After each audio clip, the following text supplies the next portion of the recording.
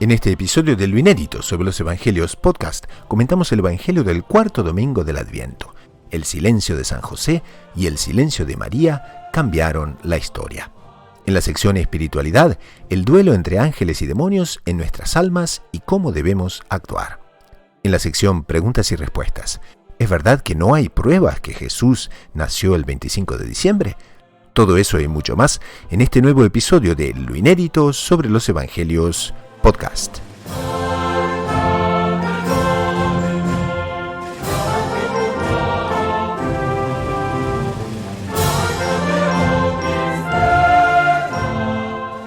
Antes que nada, salve María a todos. Bienvenidos a un nuevo episodio de Lo Inédito sobre los Evangelios, el podcast semanal de los Heraldos. Como ustedes saben, en este espacio, heraldos del Evangelio de diferentes rincones del globo se reúnen para comentar aspectos inéditos del Evangelio, compartir noticias del mundo de la Iglesia y responder preguntas de los oyentes y también tratar temas de espiritualidad. Como ustedes saben, también el programa gira en torno a la obra del fundador de los Heraldos, Monseñor Joan Cladías, que justamente da el nombre al programa y se llama Lo Inédito sobre los Evangelios, y son 7 volúmenes de comentarios a los Evangelios dominicales de los 3 ciclos litúrgicos. La obra está editada por la librería Editrice Vaticana de Roma y está disponible en todas las librerías y también online en muchos lugares donde se pueden comprar libros también en formato digital. Entonces, esto puesto, hoy tenemos el Evangelio que coloca en relevancia el papel de San José y el papel de Nuestra Señora y el drama justamente de la encarnación. Y Monseñor le llama 2 silencios que cambiaron la historia. Entonces, vamos a ver el silencio de San José, vamos a ver el silencio de Nuestra Señora, vamos a ver realmente cumbres impresionantes en materia de humildad, casi tocando lo divino, y al mismo tiempo la necesidad y la rectitud de San José de justamente mantener su fe en la virginalidad de Nuestra Señora y en la pureza inefable de la Madre de Dios. Entonces, con eso vamos a pasar al Evangelio, pero antes les presento a los integrantes del programa del día de hoy, que son integrantes habituales, no necesitan ninguna presentación, pero en todo caso está don Francisco Tobón de los Heraldos del Evangelio, que es misionero en Colombia y es especialista en redes sociales de los Heraldos y es responsable por una de las websites más leídas de los medios católicos del país, con más de 1,5 millones de seguidores. Y también tenemos al doctor Saúl Castiblanco, que es psicólogo, editor de la agencia de noticias Gaudium Press, edición hispana, es bachiller en ciencias religiosas por la Pontificia Universidad Santo Tomás de Aquino de Roma y por la DOMUNI, Universidad Internacional de los Dominicanos, con sede en Toulouse, Francia. Ambos nos atienden desde Bogotá, entonces un fuerte inicial Salve María a los dos. Salve María, don Gustavo, don Saúl, gusto de estar con ustedes de nuevo. Salve María, don Francisco, salve María, don Gustavo, una alegría estar con ustedes y con nuestra querida audiencia. Siempre es una alegría tenerlos y sobre todo que hoy vamos a tratar un tema muy pero muy cercano al corazón de todos y es justamente la figura de San José. Pero vamos al Evangelio correspondiente al domingo 22 de diciembre del 2019, es el cuarto domingo del Adviento y es el Evangelio según San Lucas capítulo 1 versículos 18 al 24. Y nos dice, la generación de Jesucristo fue de esta manera.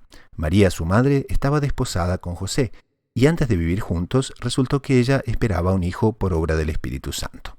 José, su esposo, como era justo y no quería difamarla, decidió repudiarla en privado. Pero apenas había tomado esta resolución, se le apareció en sueños un ángel del Señor que le dijo, José, hijo de David, no temas acoger a María, tu mujer, porque la criatura que hay en ella viene del Espíritu Santo.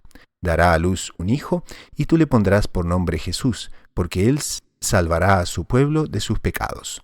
Todo esto sucedió para que se cumpliese lo que había dicho el Señor por medio del profeta. Mirad, la Virgen concebirá y dará a luz un hijo, y le pondrán por nombre Emmanuel, que significa Dios con nosotros. Cuando José se despertó, hizo lo que le había mandado el ángel del Señor y acogió a su mujer.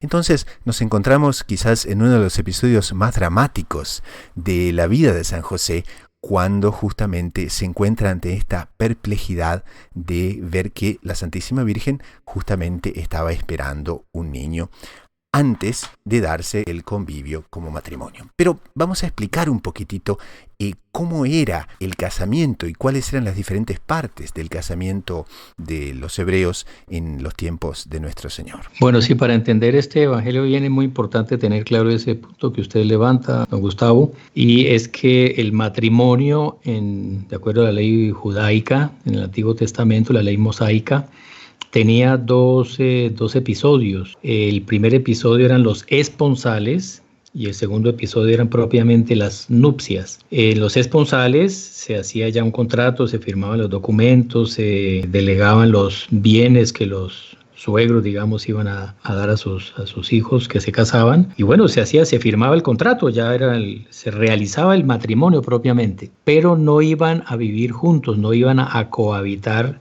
inmediatamente. Podrían hacerlo porque ya eran esposos, pero la costumbre era no ir a vivir inmediatamente, sino que había un periodo de algunos meses en el cual se arreglaban, digamos, las cuestiones prácticas, se disponía del hogar donde iban a vivir, los muebles, la ropa, el menaje, en fin, y cuando ya estaba más o menos todo listo para vivir juntos, ahí había esa segunda ceremonia, que eran las nupcias, en las cuales el padre de la ya novia, sino de la esposa, la llevaba a ella por las calles y la entregaba al esposo, que la recibía ya en el nuevo hogar, y en fin, era una ceremonia muy festiva, y iba la esposa con sus amigas, unas doncellas, y eran bailes y cantos, y en fin, el suegro entregaba su hija al esposo, y ya iban propiamente a vivir juntos. Esas eran las nupcias. Entonces el Evangelio deja muy claro que fue justamente en este interín entre el matrimonio contractual, digámoslo así, y ya el ir a cohabitar juntos fue en ese momento. O sea, ya eran esposos, ya estaban casados, pero no vivían todavía juntos. Entonces, en ese momento es que se da la anunciación del arcángel San Gabriel y el Verbo se hace carne y habita entre nosotros. Y esto es muy, muy interesante porque es curioso que la Virgen le pone al ángel la objeción de cómo, cuando el ángel le comunica que ella va a concebir al Mesías, y ella dice, ¿cómo será esto si yo no conozco varón? Pero resulta que ella ya estaba casada. Pero entonces es una manera muy delicada, muy bonita, de la cual se concluye que la Virgen tenía voto de virginidad. A eso es que se refiere ella tenía el problema que tenía voto de virginidad. Entonces no entiende cómo Dios le comunica a través del ángel que ella va a tener un niño, que ella no entendía cómo iba a poder tener un niño teniendo el voto de virginidad. Ese era su problema, cómo mantener el voto de virginidad. Y es que el ángel le dice, tu hermana ha concebido en la vejez y lo que no es posible para los hombres es posible para Dios, o sea, será un milagro. Ella no entendió ese milagro cómo sería, y ahí da su fiat, hágase en mí según tu palabra, y el Verbo se hace carne y habita entre nosotros. Entonces, ahí podemos ya entender cuál fue la perplejidad y la aprobación de San José, porque la Virgen había concebido, ellos no vivían juntos. Luego comienzan a vivir juntos, pero la Virgen todavía pues no tenía señales de la gravidez, porque eran los primeros meses, pero ya ella había concebido antes de ellos ir a vivir juntos. Y San José lleva a la Virgen, la acompaña a su prima Santa Isabel, que iba a dar a luz a San Juan Bautista. Ella le pidió a San José si podía ir a ayudarla, acompañarla en el parto y a cuidar a ese niño recién nacido, cuidarla en su dieta. Y San José la acompañó y la dejó en casa de Zacarías e Isabel. Ahí se da el episodio lindísimo, la visitación, el Magnificat. La Virgen queda unos 3 meses acompañando a Isabel y regresa otra vez a convivir con San José, y ya en ese momento habían señales del embarazo, de la gravidez de la Virgen, ya habían señales físicas que antes no la había visto. Y ahí es que viene la gran probación. San José, que había ido en el convivio con la Virgen, había ido descubriendo con su discernimiento de los espíritus, comunicado por el Espíritu Santo por su gran santidad, el día a día iba descubriendo, iba quedando cada vez más encantado con la suprema inocencia, santidad, virginalidad, pureza de la Virgen. Y él, en su suprema humildad, él veía tal grandeza en la Virgen que él se consideraba indigno. Él no estaba a la altura de la grandeza de la Virgen. Y de repente la ve a ella embarazada. Algunos por ahí dicen que entonces pensó que era que le había sido infiel, entonces tengo que entregarla para que la lapiden según mandaba la ley, pero no, varios autores, y Monseñor John también es taxativo en esto, y varios autores de mucha reputación coinciden en esto, que jamás en San José pasó la más mínima sospecha sobre la pureza de la Virgen. No fue esta la aprobación de San José. La aprobación de San José era ver tanta grandeza, luego verla a ella con una criatura en su vientre que él sabía que no era de él, y él concluyó, no, aquí se está realizando un acto grandioso, misterioso de Dios, que yo no lo entiendo y a mí no me lo han comunicado porque yo no estoy a la altura, es algo tan grande, tan desproporcionado a mi pequeñez, que yo no soy digno de convivir con esta mujer tan extraordinaria. Y entonces ahí José Ollón es muy claro, muy interesante que él enumera las 4 posibilidades que San José tenía en esa disyuntiva, las actitudes que podía haber tomado. Entonces, la primera actitud que San José podía haber tomado con la Virgen era denunciarla.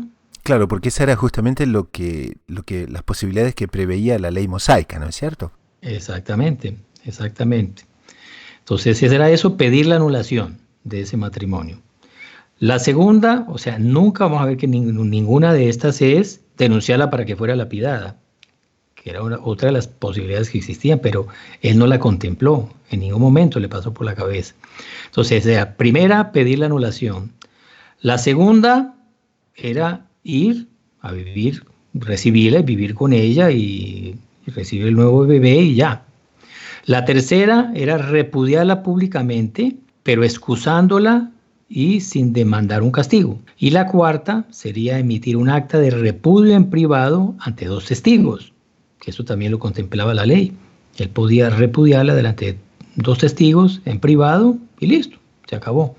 Pero en todas esas posibilidades, la honra de la Virgen sería mancillada, quedaría la sospecha sobre ella. O sea, él está encinta y su esposo la denuncia, anula el matrimonio o lo que fuera y la abandona. Entonces, conclusión, esta mujer le fue infiel. Entonces, él no quería de ninguna manera denigrar el buen nombre, la honra de la Santísima Virgen. Entonces, ¿cuál fue la actitud y la salida, que fue la quinta salida que él hizo?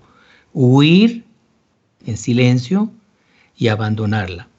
Y de esa manera, él escapaba a esas obligaciones que le ponía la ley de denunciarla y recaía sobre él la infamia. Que claro, él abandona y la Virgen tiene un niño, todo el mundo pensaría que ese niño era de él, y es un padre irresponsable que deja a su esposa con su niño recién nacido y la abandonó. Qué miserable es ese hombre. Entonces, es muy lindo como él pensó, sopesó todas estas posibilidades, y él nunca quiso deshonrar a la Virgen y quiso que cayera la deshonra sobre él para que la honra de la Virgen quedara intacta. Entonces es una actitud de una suprema humildad, de una suprema docilidad a la voluntad de Dios delante de un misterio que él no entendía. Pero también hace de San José el patrono de la confianza. Una prueba terrible, una probación, una perplejidad enorme de algo que él no entendía. Entre los dos se dan silencios que son de un significativo prácticamente divino, porque de un lado uno ve, ¿no?, a Nuestra Señora. Aquí Monseñor Yoncla dice: María guardaba completo silencio sobre ese inefable misterio de la Encarnación, incluso con su esposo, por una razón, ya que no había recibido ningún mandato de Dios en sentido contrario. Entonces, una humildad absolutamente fabulosa. Y de otro lado, San José también decide repudiarla en silencio, guardar silencio y también, ¿no?, llevar el silencio a un grado heroico. El silencio es como que, oiga, yo silencio mis potencias para escuchar la voz de Dios, ¿cierto? Entonces, María Santísima podía haberle dicho a San José: oiga, es que ya me fue anunciado que yo concebiré por obra el Espíritu Santo, pero está que Dios no se lo había ordenado, entonces ya guarda así. San José podía haberle preguntado directamente, pero en la amplia explicación de don Francisco, acabamos de ver que él estaba ante la maravilla. La prueba de San José fundamentalmente fue esa, ¿no? Como lo decía don Francisco ahora, él no está a la altura de eso, ¿no? Pero ya era un hombre espectacular. Don Francisco recuerda que esas palabras de la Virgen al ángel Gabriel ya muestran su su deseo perpetuo de virginidad.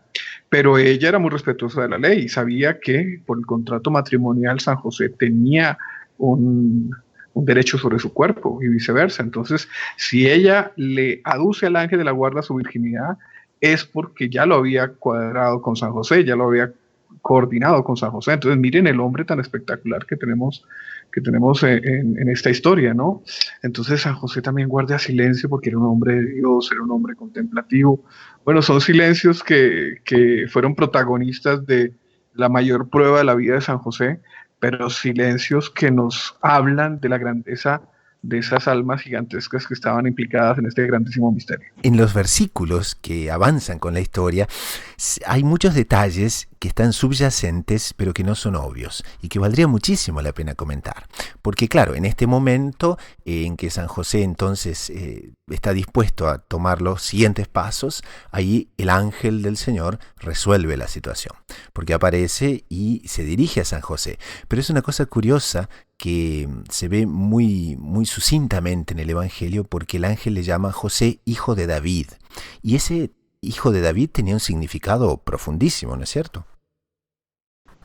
Claro, hijo de David, bueno, por un lado porque eso significaba, y que es un hecho histórico, que San José era el heredero del trono de David, él por sangre, por dinastía. Si el pueblo de Israel en ese momento fuera independiente, no estuviera sometido por los romanos, quien debería gobernarlos era José, era San José. Él era el heredero de la dinastía de David, el heredero del trono. Porque los reyes en ese momento eran usurpadores, ¿no? Sí, claro, eran reyesuelos puestos de Herodes, que era puesto por el Imperio Romano. No eran los gobernantes legítimos. Era judío, ¿no? Sí, era idumeo. Era de otro pueblo. Y por otro lado, porque las profecías decían que el Mesías sería el hijo de David. O sea que el ángel se está refiriendo a San José como el heredero del trono de David, y que ese niño, que sería su hijo adoptivo, iba a heredar su trono, y se cumplía esa característica de las profecías, que el Mesías sería el heredero de David. Por eso nuestro Señor Jesucristo en varias ocasiones, el Domingo de Ramos, lo llaman Hosana, el hijo de David, porque sabían que él era el heredero del trono, y a eso se referían, y eso lo dicen varios comentaristas, San Pedro Julián Aymar, el padre Jourdain, que aquí Monseñor Jones lo cita. Luego el texto evangélico continúa diciendo, porque él salvará a su pueblo de sus pecados. Don Francisco, antes de continuar en la profundización, que en el fondo es la grandeza de la Virgen y San José, me gustaría recordar algo que dice Monseñor Juan Claro, inédito de los Evangelios, porque nos coloca en la perspectiva correcta para analizar todos esos textos de la Escritura. La verdadera prueba de San José no fue una duda de la Virgen, fue una duda de la altura de su misión. Y Monseñor Juan Claro, una prueba que para mí es lapidaria, dice: si él tuviera una duda real de la Virgen y no hubiera cumplido las 4 opciones que usted acaba de enumerar de la ley mosaica, hubiera cometido pecado, porque él tendría que haber denunciado a la Virgen, ¿cierto? Y resulta que eso se contradice con el varón justo que nos habla los evangelios. Por lo tanto, él no dudó de la Virgen. Quería hacer esa acotación antes de que usted siguiera comentando la grandeza de San José. Y también que, claro, 20 siglos después, en medio del siglo XXI, ¿no?, con todas las traducciones, etcétera, hay algo que se pierde mucho, ¿no? Porque a los oídos de un hebreo del tiempo, decir hijo de David tenía un peso como el que acaba de explicar don Francisco. Y también el otro peso increíble y la profundidad increíble, el significado increíble que tiene, es que el decir, porque él salvará a su pueblo de sus pecados, es justamente, no es un otro santo que viene, es el Mesías, porque solo Dios podía salvar al pueblo de sus pecados y era, por tanto, el Mesías esperado. Exacto, le está diciendo claramente a San José que ese niño es Dios hecho hombre, Dios que se está encarnando, porque solo Dios puede salvar y puede perdonar los pecados, puede borrar los pecados, puede redimir a los hombres de sus pecados. O sea, le está diciendo claramente que las profecías, todas las profecías del Antiguo Testamento sobre el Mesías se estaban cumpliendo en ese niño. Entonces, no solamente era el milagro de que estaba siendo concebido de una manera sobrenatural, sino que ese niño es Dios y es el Mesías. Y él ahí le cita la profecía de Isaías, Porque ahí dice, eso, para que se cumpliese lo que había dicho el Señor por medio del profeta. Mirad, la Virgen concebirá y dará a luz un hijo y le pondrá por nombre Emmanuel, que significa Dios con nosotros. O sea, esa profecía de Isaías, que San José evidentemente que la conocía al dedillo, que era un hombre justo, piadoso y devoto y que meditaba con frecuencia todas esas profecías y que estaba esperando la venida de ese Mesías, y que una de las señales de ese Mesías es que iba a ser dado a luz por una virgen. Y San José sabía que Nuestra Señora era virgen y que ese niño que tenía en su vientre había sido una obra del Espíritu Santo. Entonces, la gran aprobación de San José, y esto es muy bonito, es una norma que tenemos que aprender para nuestra vida espiritual, como el demonio, cuando nos propone o nos tenta con el pecado, él nos seduce con un placer, que todo pecado tiene el atractivo de algún placer, y un placer que ilusoriamente nos hará felices, ¿no? Y justamente esa felicidad que el demonio promete con el pecado es la que él termina quitando. El demonio nunca cumple lo que promete, sino que lo que promete es lo que quita. Y el camino de Dios es a la inversa. El camino de Dios es a la inversa. Dios nos pone grandes pruebas, caminos que son verdaderos callejones sin salida, son túneles sin salida, en los cuales nosotros no entendemos esos planes de Dios, en los cuales sufrimos mucho, nos ponen esas posiciones de perplejidad, de incomprensión delante de los planes de Dios. Y cuando las cosas parecen perdidas, San José no encontraba solución, y después de darle muchas vueltas dijo, lo mejor es yo huir.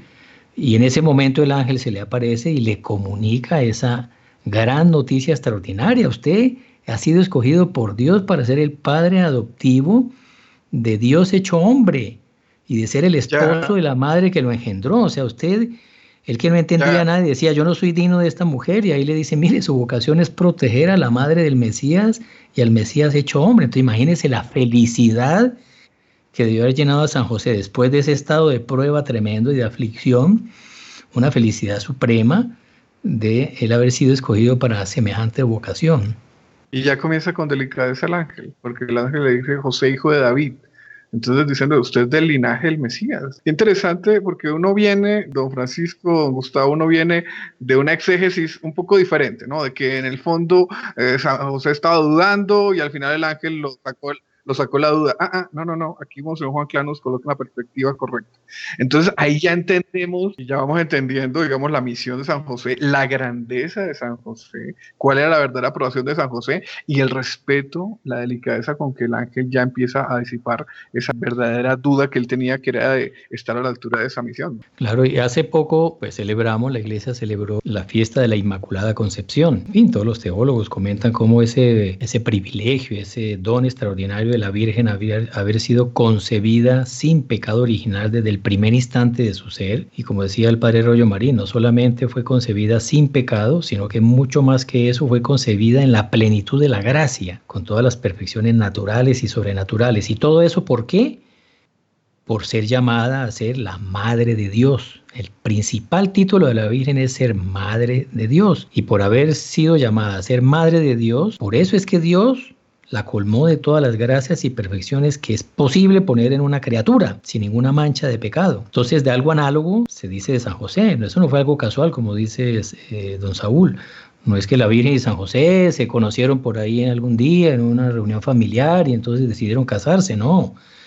La Virgen y San José fueron concebidos en la mente de Dios desde toda la eternidad para ser ella su madre carnal, biológica, y San José ser el padre adoptivo. Y por eso ese título extraordinario de ellos dos es que los colmó de todas las gracias y perfecciones, que a muchos teólogos levantan la hipótesis de que San José, al igual que la Virgen, fue concebido sin pecado original, por esa gran dignidad a la cual fue llamado.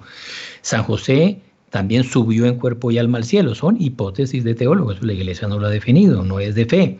De pronto algún día se llega a definir, pero en fin, son opiniones que van ganando campo, digamos, van ganando aceptación en el común de los teólogos josefinos, de que San José fue concebido sin pecado original y fue asunto al cielo en cuerpo y alma, igual que la Virgen. Todo eso por la gran dignidad. Entonces, o sea, es uno de los más grandes santos de la historia, y Monseñor aquí da una explicación un poquito doctrinaria, porque es bonita, para entender la grandeza de San José. Y es que él explica lo siguiente, que en el plan de la creación están los minerales, que son los seres más inferiores que hay en el universo físico, luego la forma más incipiente de vida, que son los vegetales, luego una forma de vida más compleja, con sensibilidad, movilidad, en fin, que son los animales. Luego viene una categoría superior, que son los animales racionales, el hombre, que es un animal, un cuerpo animal, pero con un alma espiritual, con inteligencia, voluntad, libertad.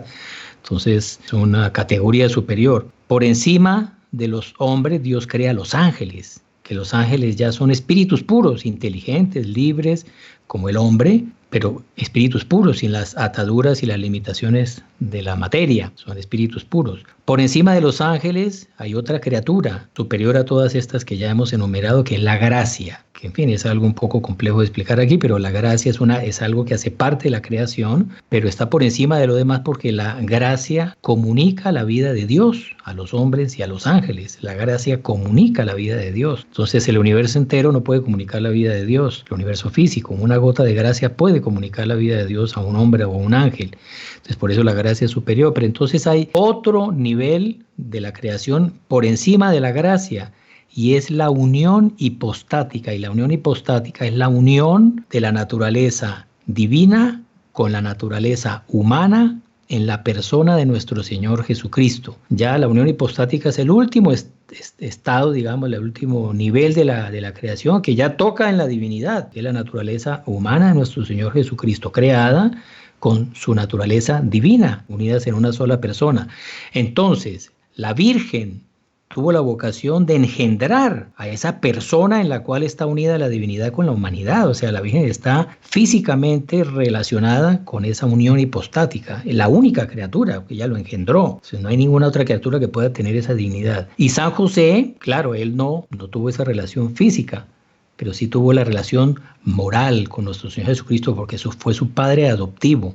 Y así como la encarnación, Dios dispuso que la encarnación dependiera del sí, del fiat libre de la Virgen al ángel San Gabriel, aunque no entendió, como ya explicamos que no entendía ese plan de Dios, pero ella dijo, sí, hágase en mí según tu palabra, y si ella hubiera dicho no, pues el verbo no se encarnaba.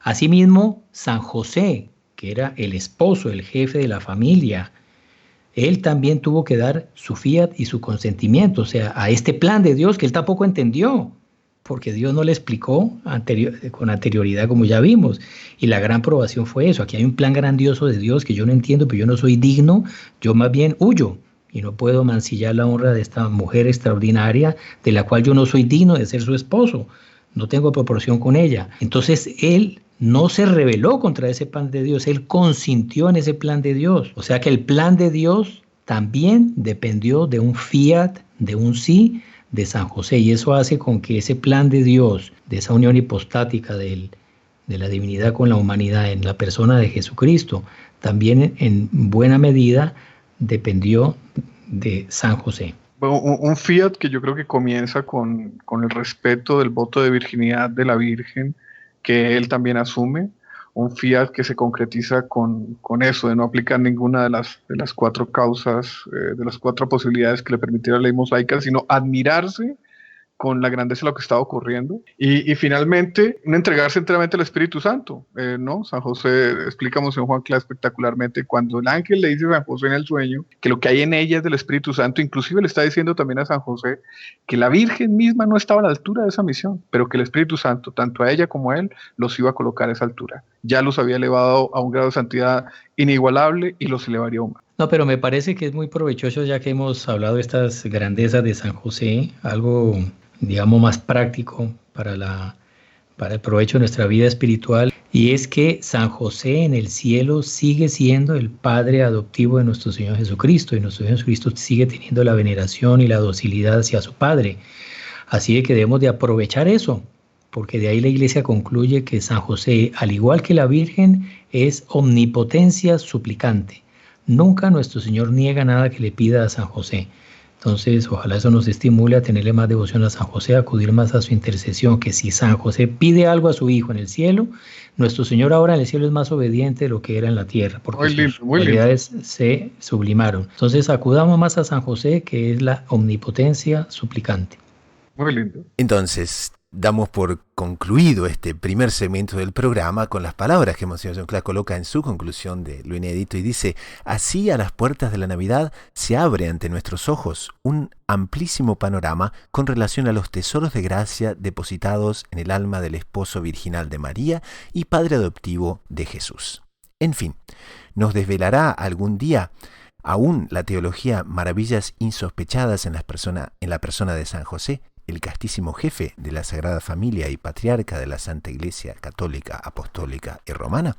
Realmente el futuro lo dirá, pero ya vamos quizás contando un secreto a la audiencia, y es que estamos seriamente pensando en inaugurar un nuevo tipo de segmento del programa donde tratemos exclusivamente sobre la figura de San José, basado en este libro que ha escrito también Monseñor John Clark Díaz, San José, ¿quién lo conoce? Entonces, bueno, les dejamos así con la buena noticia, y ciertamente en los programas futuros iremos desarrollando el tema. Pasamos entonces al siguiente segmento del programa, que es la sección espiritualidad. En esta sección exploramos temas centrales de la vida espiritual para el beneficio y el crecimiento de la audiencia. Y hoy vamos a tocar un tema de una utilidad fabulosa, porque nos va a dar la capacidad de discernir qué pasa en nuestra vida diaria cuando la gracia actúa, cuando las tentaciones nos están atacando, y saber determinar el duelo entre los ángeles y los demonios en nuestras vidas, en nuestra vida normal, en nuestra vida habitual, y en ese momento cómo debemos actuar. Y tenemos dos artículos interesantísimos. Uno es de Gaudium Press, llamado Tejidos luminosos de ángeles y telarañas inmundas de demonios, y que justamente trata ese duelo entre ángeles y demonios en nuestra alma, y lo vamos también a complementar con las reglas del discernimiento de los espíritus de San Ignacio de Loyola. Entonces vamos a tener una cuestión muy práctica en el día de hoy de cuándo saber que estamos bajo la acción de los ángeles y cuándo saber que las tentaciones vienen contrario de los demonios que nos quieren perder. Entonces tenemos ni más ni menos que al Dr. Saúl y a don Francisco para tratar de este tema tan pero tan interesante. Don Gustavo, me acordaba el sábado pasado en la noche, y muchas gracias por el comentario del artículo de quien soy autor, pero soy autor entre comillas, porque entre mil comillas, porque simplemente estoy repitiendo lo que le escuché y lo que le leí una vez al profesor Plinio Correa Oliveira, el formador de Monseñor Juan Clark, que él decía: oiga, ustedes no ven la realidad como es la realidad verdaderamente. La realidad es que nosotros somos solo unos elementos, unos vectores de un campo mucho más amplio que el que ven nuestros ojos materiales. Entonces él una vez me acuerdo decía, ¿hacia dónde va un alma? Un alma va hacia donde lo llevan ciertas fuerzas, y dependiendo de la libertad humana, escoge por cuál fuerza se debe influir más, por cuál fuerza se debe influir menos. ¿Cuáles son esas fuerzas? Es el ángel de la guarda, son los ángeles, es Dios nuestro Señor, son los santos del cielo, es María Santísima particularmente, y del otro lado, ¿quiénes son? Es el demonio de la perdición, si es que cada uno tiene un demonio específico de la perdición, y las miriadas, por no decir millones de demonios que constantemente están ahí viendo cómo lo desvían a uno del camino de Dios, ¿cierto? El demonio actúa sin permiso, solo con el permiso divino, pero sin el permiso de uno para atacarlo, para tentarlo, para las tres clásicas acciones del demonio: la tentación, la obsesión y la posesión. En cambio, los ángeles de la guarda no, los ángeles de la guarda son como que más respetuosos de nuestra libertad, y solo como que la violentan con una directriz específica divina, o de Nuestra Señora, la Reina de los Ángeles. Entonces, no percibir esa realidad que nos afecta directamente, ¿no? Es ser tonto, es ser bobo. Es como que usted tiene una vista 20-20 y solo la usa para ver a 3 centímetros de distancia. Es como que usted está llamado o tiene la capacidad de subir el Everest y cree que está subiendo la escala de la escalera de su casa, ¿cierto? Entonces, quien no entiende esa realidad no puede jugar bien el juego, porque el juego hay que jugarlo bien. ¿Cómo? Impedir la acción del demonio y favorecer la acción de los ángeles, que son llamados directamente a influir en nuestras almas, y también los demonios. Somos en definitiva el teatro de un gran combate. Nosotros no podemos pensar que está aquella visión clásica, ¿no? Del ángel de la guarda que protege al niñito cruzando el puente y no existen demonios para atacar. No, no existen. Claro que existen. Y cuanto más conscientes somos de eso, mejor. Pero hay una manera de darnos cuenta, también de discernir profundamente, porque claro, muchas veces no es tan claro cuándo es una tentación y cuándo es la acción de la gracia. ¿Cómo podemos definir o cómo podemos mejor visualizar eso en nuestra vida personal? Bueno, San Ignacio de Loyola en sus ejercicios espirituales nos da unas reglas muy sabias de discernimiento de los espíritus, o sea, discernir si algo viene de Dios o viene del demonio. Entonces él da varias señales muy, muy interesantes para uno saber examinarse a sí mismo en los avatares de la vida espiritual por los cuales todos pasamos. Entonces una primera regla que él da es que el demonio habitualmente nos induce a la vida de pecado y de buscar la felicidad en el placer, en los placeres desordenados del pecado, sin parar en ningún momento a hacer ningún examen de conciencia, de hacer de nuestra vida la vida, digamos, en busca de los placeres sensuales y sin nunca examinar la conciencia. Dios, cuando Dios actúa en nosotros, Él hace todo lo contrario, estimula a que continuamente examinemos nuestra conciencia, a ver si lo que estamos haciendo está bien o no está mal. Entonces, el que no examina su conciencia está cayendo en las redes del demonio. Me acuerdo que el doctor Pino una vez estuvo visitando una cárcel, cuando pertenecía joven a las congregaciones marianas, Acción Católica, fueron como una obra de caridad a visitar una cárcel, a hacer apostolado con los presos, tal. Entonces, él salió con un problema en la cabeza, analizando la fisionomía, la psicología de todos esos presos, y dijo, ¿cuál es la diferencia? Estos son, en fin, ustedes son seres humanos con dos ojos, una nariz, igual a los seres humanos que hay afuera en la calle. ¿Cuál es la diferencia entre estos criminales y las personas que están en la calle? Y después de matutar y darle vueltas a la cosa, él descubrió, ya sé cuál es la diferencia. La diferencia de estos que están en la cárcel es que son personas que no hacían examen de conciencia. Claro, quien no hace examen de conciencia no le pone freno y anteparo a todas las malas inclinaciones propias a nuestra naturaleza caída. Entonces, es la primera norma. Es síntoma de la acción de Dios en el alma el hacer examen de conciencia. Del demonio, de nunca la persona querer examinar su conciencia. La segunda, ¿cuál es? Que el demonio siempre sugiere sofismas para justificar los pecados que cometemos. O sea, los errores, es un principio de Santo Tomás de Aquino, los errores doctrinarios, la regla es esa, podrán haber excepciones, pero los errores doctrinarios, cuando aparece una herejía en la iglesia, un hereje, no es por una desviación intelectual, que puede acontecer. No es un malentendido. Sí, ¿no? alguien puede llegar a una conclusión errada casualmente, pero usted fijarse en una doctrina errónea, es porque usted ya llevaba una vida moral errónea.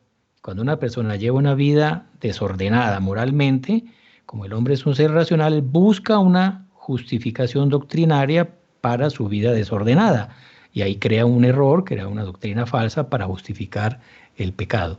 Entonces, bueno, esta, don Francisco, se puede también mezclar con la primera, justamente la vacunación para esas racionalizaciones de nuestro pecado, para esa justificación de nuestro pecado es un examen de conciencia profundo, objetivo, ¿no? Exactamente, sí, se relacionan íntimamente. Bueno, la tercera norma que da es que cuando alguien está por el camino de la virtud, en el camino del amor a Dios, Dios le comunica, en las dosis que él considera en su infinita sabiduría, comunica consolaciones. Pero las consolaciones sensibles de Dios estimulan a crecer en la práctica de los mandamientos y de la virtud. Es más o menos lo contrario del anterior, ¿no? El placer que el demonio nos propone son placeres que están por fuera de las normas de la ley de Dios y de la ley natural. En cambio, Dios, Él comunica también consolación en la vida de la virtud, también hay consolaciones, pero las consolaciones que Dios comunica al quien está por el camino de la virtud son consolaciones que estimulan a que la persona crezca y haga mejores propósitos y quiera mejorar y progresar en la vida de la santidad. Las consolaciones del demonio, las los placeres que el demonio propone es en contravía de la moral divina. La cuarta norma de San Ignacio, del discernimiento de los espíritus, es que la acción del demonio siempre produce agitación. Si uno quiere saber si algo es del demonio o es de Dios, examine a ver. Si produce agitación, es del demonio. Si produce serenidad, aunque sea medio del dolor, nuestro Señor Jesucristo pasó por dolores tremendos en el huerto de los olivos, sudó sangre, pero nunca perdió la paz de alma, nunca su espíritu se agitó. La agitación viene del demonio.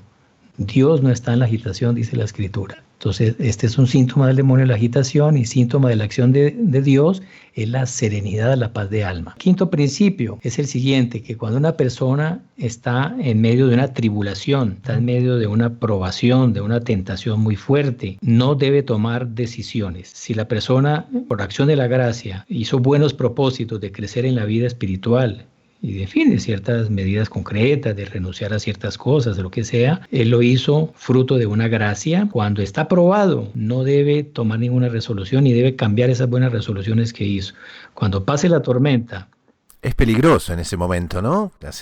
Tomar una decisión, porque quizás lo va a hacer, pero no bajo la influencia de las consolaciones, y por tanto va a ser una mala decisión. Sí, está obnubilado por la prueba, ¿no? Tiene que esperar que las aguas se calmen, la tormenta pase, y ahí la persona podrá tomar decisiones. Bueno, el sexto principio es que en los momentos de desolación, la tentación que el demonio pone es pensar que Dios se olvidó de nosotros y nosotros también nos olvidamos de Dios. Todo lo contrario, en el momento de la desolación, de la tormenta, de la prueba espiritual, es donde debemos de redoblar nuestra oración, donde debemos de buscar más a nuestro Señor, e incluso recomienda a Él no solamente aumentar la oración, sino la penitencia. Pero el demonio pone la tentación contraria. Cuando estamos probados, tenemos tribulaciones en la vida, empezamos nosotros a esforzarnos para nosotros solucionar el problema y dejamos la oración de lado. Y es todo lo contrario, debemos de aumentar nuestra vida de oración. Y la séptima es que en esos momentos de probación, de tribulación, debemos de, aunque veamos el panorama oscuro y no entendamos mucho las cosas, debemos de tener conciencia que si Dios lo está permitiendo es por un designio de Él, que va a ser para nuestro crecimiento espiritual, y nunca perder en la confianza. Él nos va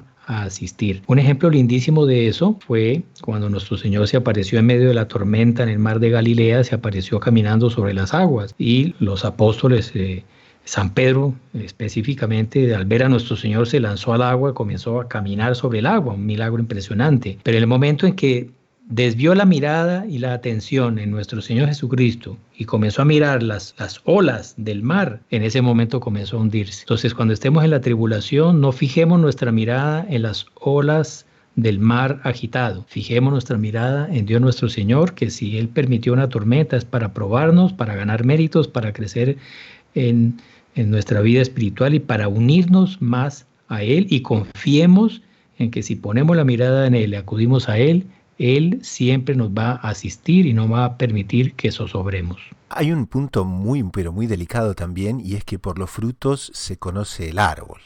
Y entonces San Ignacio dice que cuando tenemos serenidad, paz de alma, nos sentimos impulsados a practicar la virtud, pero en un marco general de mucha serenidad, entonces esa podemos decir que es la acción de la providencia. Y muchas veces cuando no sentimos esa paz, sino que nos sentimos agitados, turbados, nerviosos, deprimidos, esos son los signos de que no está la gracia, sino que justamente es el tentador. Y qué importante es entonces a cada paso que damos de la vida espiritual, adquirir como que ese sentido extra de darnos cuenta realmente en qué momento, porque muchas veces no está tan claro. Sí, eso Monseñor. Que acaba de decir don Gustavo me parece que es el resumen de ese discernimiento de los espíritus. O sea, esto que estoy sintiendo ahora, ¿a dónde me lleva? ¿A la virtud o al vicio? ¿Me aleja o me acerca de la oración? Porque puede ser que yo me esté sintiendo desolado, y esa desolación puede ser que venga de Dios, porque justamente me estoy diciendo desolado porque no estoy bien. Puede ser que me sienta, entre comillas, consolado y no sea una consolación de Dios, que sea una consolación del demonio que me quiere alejar, por ejemplo, del deber, que me quiere alejar de la oración. O sea, nosotros estamos jugando con un jugador de ajedrez mucho más astuto que Spassky y que Karpov, ¿cierto? Exacto. Cualquier ser humano tiene una inteligencia pequeña comparada con la inteligencia del demonio. Entonces, en esa lucha, él naturalmente tiene las de ganar, el demonio tiene las de ganar. Entonces lo primero que tenemos que pensar como consecuencia de eso es, pongamos a los ángeles en esa lucha, porque los ángeles son más que el demonio, ¿cierto? Y tengamos muy claro el fin. El fin de nuestra vida es practicar los mandamientos, morir en gracia de Dios y vivir con Él durante toda la eternidad. Entonces ya sabemos que tenemos unas normas que cumplir, que son los mandamientos. Y ya sabemos que el motor para cumplir esas normas se llama vida de piedad, se llama vida de oración, que es el que nos da la fuerza en los momentos de debilidad, el que nos humilla cuando estamos demasiado engrandecidos, etc. Entonces, teniendo eso claro, busquemos sobre todo alejar la acción del demonio. ¿Cómo? Con los recursos que nos da la piedad católica. Pasamos ahora a la próxima sección, que es la sección preguntas y respuestas, y hoy está respondiendo esta pregunta el hermano Fernando Pío Galán, de los Heraldos del Evangelio, que les recuerdo es doctorado en Teología Espiritual por la Pontificia Universidad Santo Tomás de Aquino de Roma, el Angelicum, y también es misionero en España y en Italia. Y nos llega una pregunta: ¿es verdad que no hay pruebas que Jesús nació el 25 de diciembre? Sobre este tema se ha hablado mucho, se han hecho documentales e infelizmente, en mi experiencia, hay muchos católicos que realmente tienen la idea que el 25 de diciembre es una fecha que o se inventó o se copió de otras tradiciones paganas. En concreto, se habla mucho de la fiesta del Sol Invicto, que estaría asociado al culto de Mitra, que es una antiquísima divinidad persa.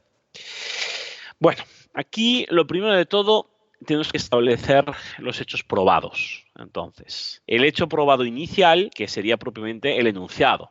O sea, los cristianos no sabían cuándo nació Cristo, no está registrado el día del año que nació, y buscaron una fecha que encajase. Es una cosa que se dice, pero no se prueba. No se prueba en el sentido de que eso es cierto, de que en la Biblia no cuenta el día del año. Tenemos que pensar que en una época que no existía el e-calendar y otras aplicaciones similares, ni siquiera existía el concepto de aplicación, de hecho. Las fechas no se contabilizan de la manera que hacemos nosotros.